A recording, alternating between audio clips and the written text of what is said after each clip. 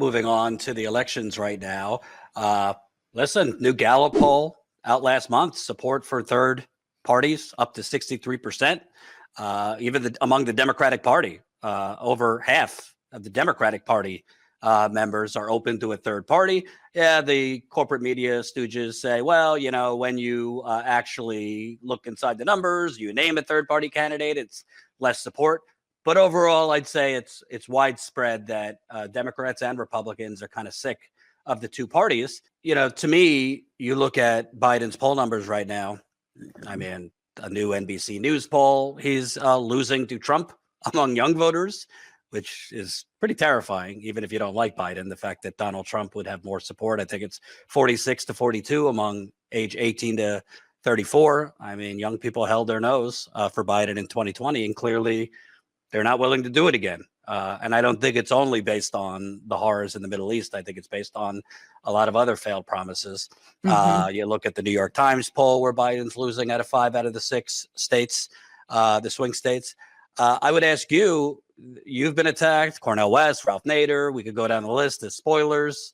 If the Democratic Party is so worried about losing to Donald Trump, who I think we would both agree definitely has some fascist tendencies, if not worse, aren't they kind of now looking at the numbers saying, you know, we're not actually concerned about that if we're willing to roll with a sinking Titanic? Yeah. It's outrageous that the Democrats are in total denial and they want to blame their loss on a third party. So they're crying spoiler, but they really have no one to blame for themselves. And I think the most clear evidence of that is to look at the biggest spoiled election that they ever had, spoiled in terms of spoiling their monopoly, their political stranglehold. And that's the election of 2010, following the Wall Street bailouts, where Wall Street got bailed out and homeowners got thrown out to the tune of millions of people who lost their homes while Wall Street got trillions of dollars. And, what happened there? Well, you lost 1,000 Democratic state rep seats. You lost 64 congressional seats, and the Democrats lost 12 Senate seats and 13 governorships. So this was the biggest, most massive loss of all. And there were no third party candidates to blame that on. That was just the Democrats getting whacked for having abandoned their base, for having abandoned working people.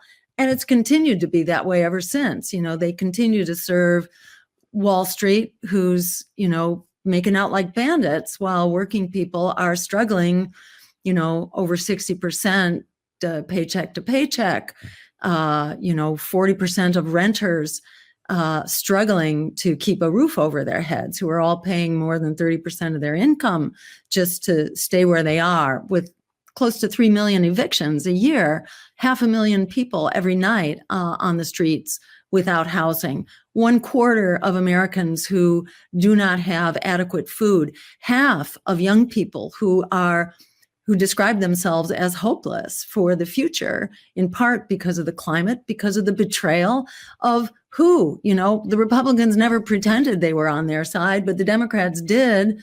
Joe Biden's promises that he wouldn't, he would not be drilling on public land, would not be auctioning off public land. That's baloney. The whole Inflation Reduction Act is all about auctioning off. In fact, it is a fossil fuels first bill. It is not a climate bill. It is in some ways, but overwhelmingly its impact is to really mandate the development of fossil fuels and to make renewable energy a second-class citizen that can only be done in any significant way after you have already auctioned off 60 million acres a year of offshore waters for exploitation and 2 million acres per year of onshore land.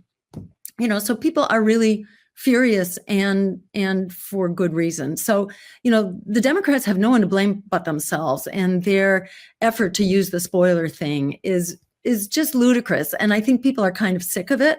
And they're feeling like it's their lives that are spoiled. It's our political system that's spoiled. It's not the candidates who actually offer solutions. And the very notion of spoiling is essentially anti-democratic. It says that you don't have a right as a voter to choose what candidate you vote for. That is preposterous. And I might add, there is a solution called ranked choice voting, which eliminates any possibility of a split election or a split vote. And the Democrats actually fight this. They fight to prevent it. They fight to keep it off the ballot, or they use it just in their own primaries because it's a very good system, and they refuse to use it in the general. Why is that? It's because they really rely on this concept of fear campaigning and smearing third-party and independent candidates in order to try to discredit us. Because if word gets out, that we are here with the real solutions that people are clamoring for healthcare as a human right, for ending student debt, for free public higher education, for the right to a good wage job, another abandoned promise of Joe Biden, which was, the right to a $15 minimum wage. And they just dropped that like they dropped everything else. So people are really angry. The concept of spoiler, I think it doesn't hold much water, especially now that there's this incredible rise of independent candidates. So I'd say hold on to your hats. And, this is the time to fight for our democratic rights and our right to vote. Not only our right to vote, but our right to vote for a candidate of our choosing, because without that, the right to vote doesn't mean anything. And let me ask you, obviously it's kind of a brick wall, which is the corporate media, and then blacking out candidates like you. In fairness, they've pretended Marianne Williamson has not been running for a year. She's been in the Democratic primary. They're now making it seem like this, Dean Phillips, a Minnesota congressman, is the one challenger to Biden, when obviously Williamson has been in there for over a year. Whether you support her or not, I mean, this is anti-democratic, what the media does, what the party does, to kind of pretend that this is just, a smooth cruise line. Biden, no challengers, no other choices. How do you kind of break through as compared to 2016, when they either blacked you out or when they covered you, it was all, you're a Russian stews, a lot of propaganda? Because unlike then, I think, as we discussed, people are more open now. If they knew about your candidacy, other independent candidates or third-party candidates, they're more open to considering it in the face of two really historically unpopular candidates in Trump and Biden. What's your plans to kind of break through and, make sure that young people in particular, but disenchanted older voters done with this two-party duopoly, can consider you? Yeah. So I don't want to jinx this because it's only just begun, but we've had really incredible coverage by mainstream media at this point. And it's been incredibly fair too. I mean, it's been like, pinch me, am I dreaming? At least so far, it's going well. And we're being bombarded with offers for interviews, everything from Good Morning America to Tucker Carlson and CNN, BBC, and so far the coverage has been really thoughtful. And it's made me wonder, wow, is there like a new generation of reporters who are on the receiving end right now who have also had it up to here, with this rigged system? I don't know. It sounds too good to be true. It does sound too good to be true. And I would not hold my breath, and I go into every interview ready to be assaulted. But so far, so good. I mean, maybe it's because I'm better prepared or something. and after two other runs, you kind of know how they're coming at you. And the answers are really pretty slam dunk. So it may be that I'm just less of a vulnerable target, but they are allowing me to be interviewed. And, so I'd say we're going to see how it goes. But RFK, I think, set a really interesting example by just doing lots of independent media. He got out there.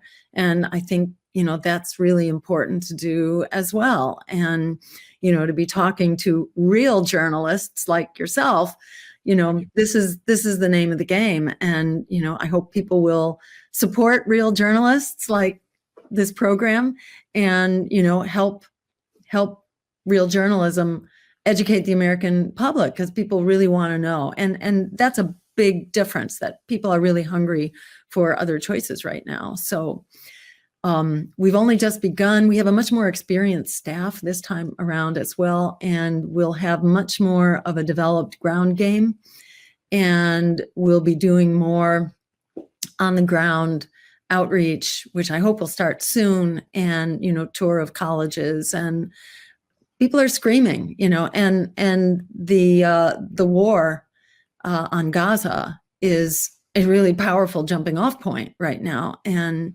people are splitting, from the Democratic Party in a way that they never have before. So there's potentially a kind of perfect storm here for, an unexpected development.